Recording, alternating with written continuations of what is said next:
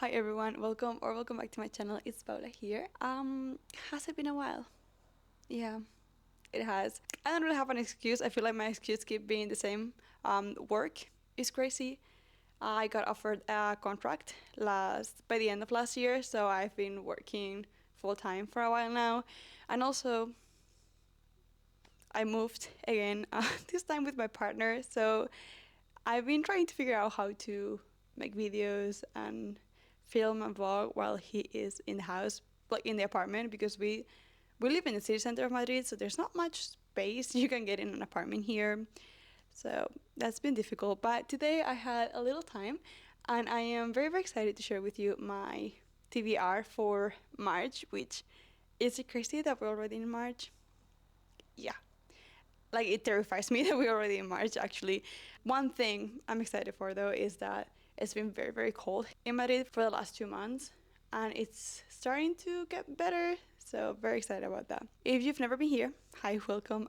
You don't know that I actually suck at keeping TBRs because I'm very much a mood reader and I get overwhelmed and tired quite easily, which means that I tend to get into this pattern of reading things that I know are gonna be easy, whether I'm gonna enjoy them or not. And I'm trying to avoid that. I'm trying to read more, intentionally. This time, I really am trying to keep up with my TBR, and at the very least, certain books on my TBR. So the books that I definitely want to get is my book club books. Those definitely I always want to get in because we have discussions, and I get to see my friends. So those are the books that I always want to read. And then, for example, last month I had a very intimidated book that I want to read, and I feel like this month I also have an intimidated book that I want to read. So yeah, book club books and intimidating book. Those are the ones that I always gonna get read from my TBR, and then I have a couple more that I would like to get to, ideally, hopefully, but I know myself, and that might be hard. But yeah, let's get into it and show you my TBR. It's very curated into what I think I'm gonna like, and obviously my book clubs. So to start with book clubs, I'm in two right now. One of them is an online one where we just discuss the book by messaging and stuff, and then the other one is an in-person one that I found last month actually in Madrid. I've never been one to read a lot of literature in Spanish, and I want to change that because obviously that's my first language, my native language, because I am from here. So I thought that joining a book club would help me with that, and it has been helping me, I guess, because I feel like I have a bunch of literature in Spanish for this month, so very excited about that. For the book club that I'm in online, we're gonna be reading Hamnet by Maggie O'Farrell, I think her name is.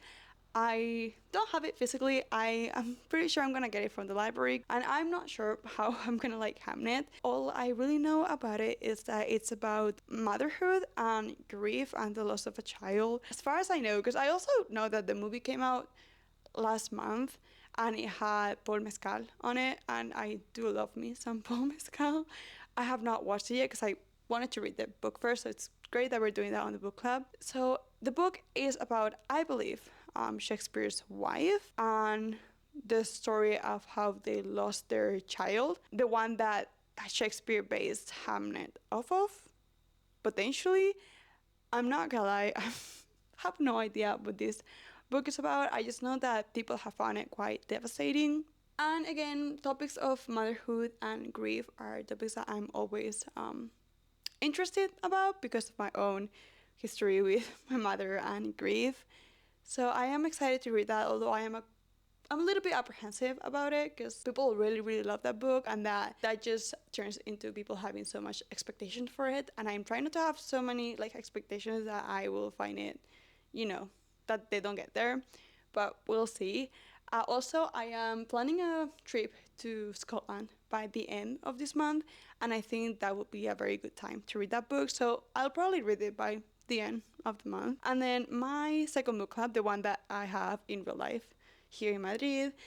Unfortunately, I'm not going to be able to go to the meetup this month because we usually do like 2 weekends and we split the group. And in the first weekend, I have a job thing, so I can't go. And in the second one, that's when I'm in Scotland, so I also won't be able to go. But I still want to read it and talk about it with my friends, through message. So that one is Las Cabras by Pilar Asuero. Now, Unfortunately, most of the Spanish books that I'm gonna be reading, they don't have English translations. Just how it is in Europe or when you write books in other languages. A lot of the times it's quite hard to get them translated to other languages, especially English. But this one is actually from a Chilean author, which is not my first Chilean author. My first one was Isabel Allende, which is a queen. I have one of her books here signed, love her to death. But yeah, this book, again, I don't know much about it, but it looks like the book is about four friends and their lives after, well, after childhood, I guess, once they turn into more of like an adult friendship and how, these relationships start to fray a little bit. They are in different stages of their life now. Some of them have moved out of Chile. I think one of them lives in Madrid, so it's written from Madrid and from Chile, and different things happen in their life, and it's just how they keep that bond, that relationship, friendship going. And I think it's quite funny because the name is Las Cabras, which means the goats. That's how they call themselves as a group.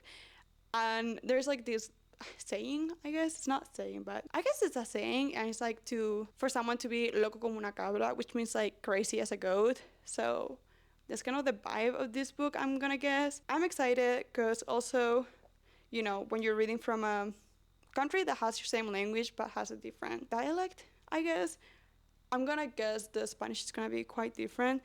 This is also the debut book of this author, and I'm actually gonna see her in 2 or 3 weeks. I have like this event where she's gonna be talking about writing friendship specifically and relationship between women. So very, very excited about this one, and it's quite short. I feel like most of my Spanish books are quite short. So yeah, again, very excited to be reading Las Cabras by Pilar Azuero. So that was my book club books, and then my intimidating book this month, it's gonna be A Little Life by Jana Ganahara, which, let me tell you, it sounds terrifying to read. Mostly because, I don't know, I've heard a lot of discourse over this book, and when I first got it, I think it was in 2022, I got it in the US while I was still living there. And I don't know, I have heard like good things, like people were raving about this book, so I bought it.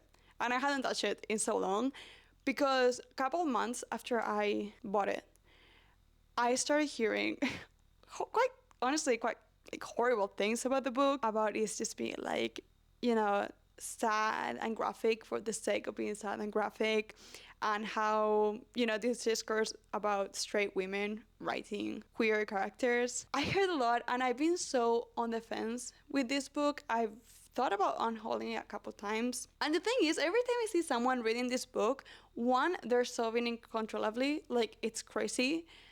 And two, they tell me, I love this book. This book is great.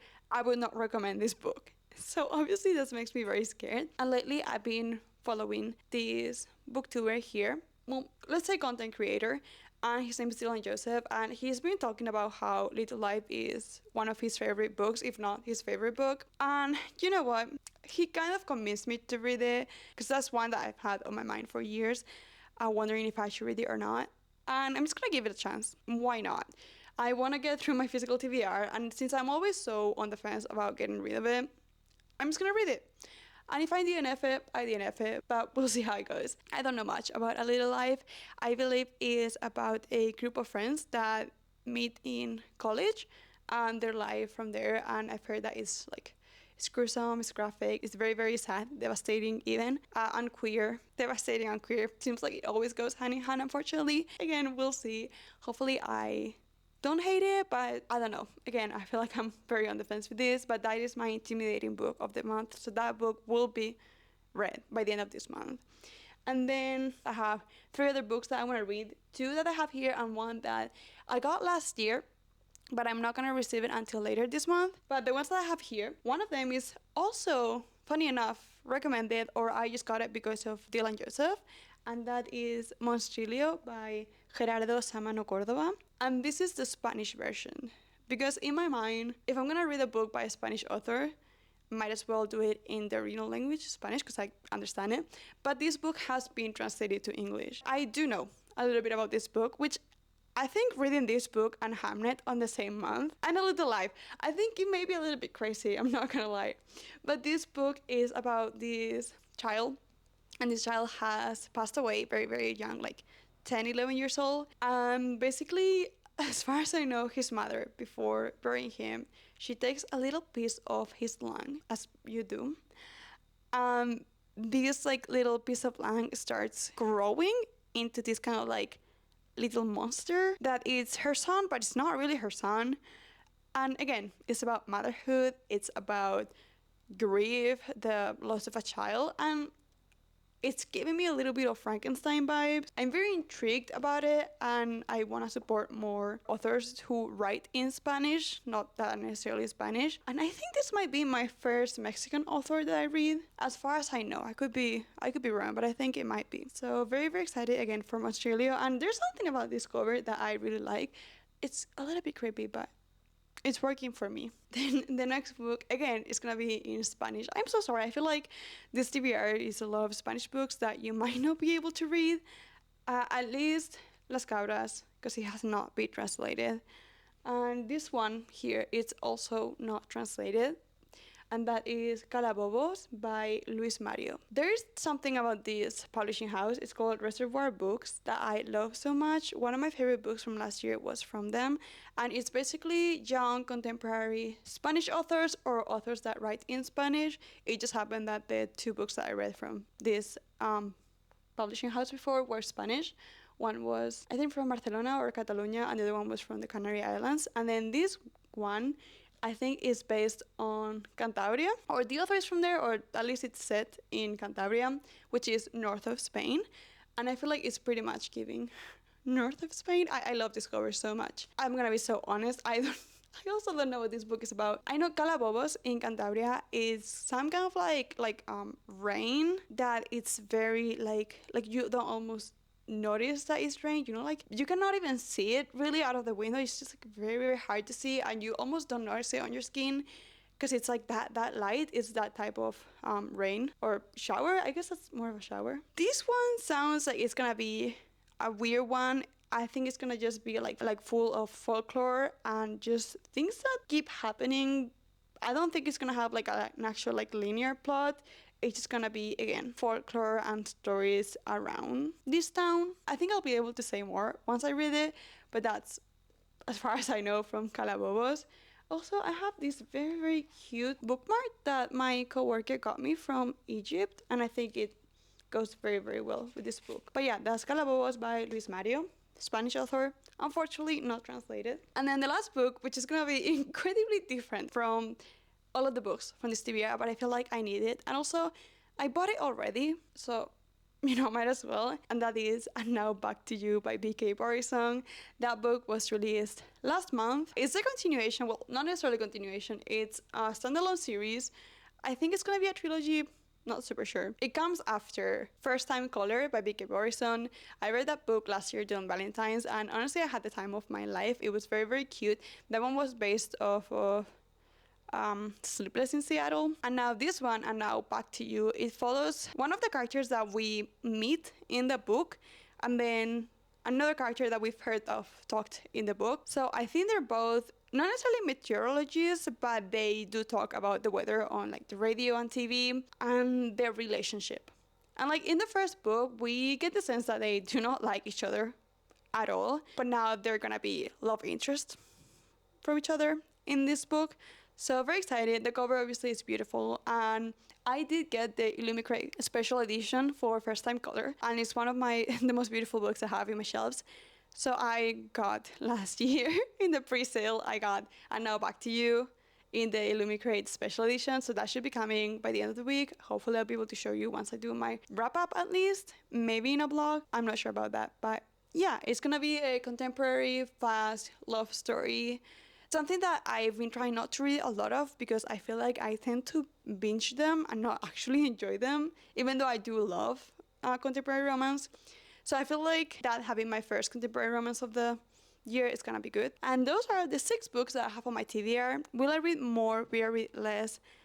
I don't know, because I have been reading at a much slower pace than last year. I think I read like 4 books in January and 3 in February. And you'll see in my wrap up why that is, because of my intimidating book which was crazy that I read. I'm hoping that when I do a wrap up by the end of March, at the beginning of April, well, actually, I think I'm gonna do it bi-monthly. I don't know, but hopefully when I do a wrap up of the books that I read in March, I can kind of compare and see if I actually stick to my TBR or not.